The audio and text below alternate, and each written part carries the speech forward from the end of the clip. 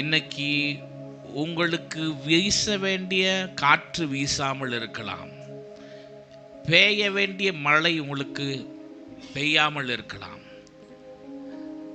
இன்றைக்கு உங்களுக்கு கிடைக்க வேண்டிய நன்மைகள் கிடைக்காமல் போயிருக்கலாம், கொடுக்க வேண்டியவர்கள் உங்களை மறந்து போயிருக்கலாம்.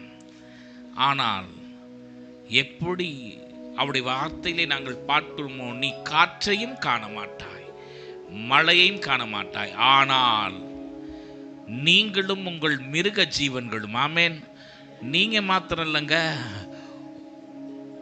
உங்க வீட்டு பக்கத்தில் இருக்கிறவங்க உங்களால் ஆசீர்வதிக்கப்பட போறாங்க, உங்க குடும்பத்தில் இருக்கிற மற்றவங்க உங்களால் ஆசீர்வதிக்க போறாங்க.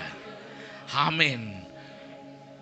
குடிக்கத்தக்கதாக இந்த பள்ளத்தாக்கு முழுவதும் தண்ணீரால் நிரப்பப்படும். உங்க வீட்டில் தண்ணீர் என்பது ஆசீர்வாதத்தின் அடையாளம், தண்ணீர் என்பது சுகத்தின் அடையாளம். ஹல்லேலூயா.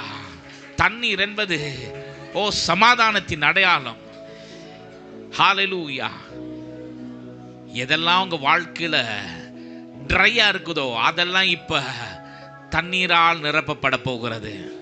கரங்களை தட்டி கர்த்தருக்கு மகிமையை செலுத்துங்க.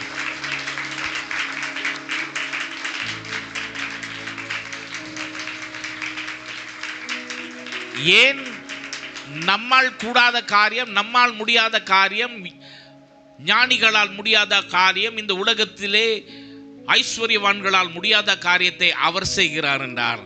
அவர் சர்வ வல்லமை உள்ள தேவன். ஆமென். நல்ல கைரெண்ட உயர்த்தி இந்த ஒரு வார்த்தை மாத்திரம் பாடி நாங்கள் முடிக்க போகிறோம். வல்லவரும் பெரியவரும் வல்லவரும்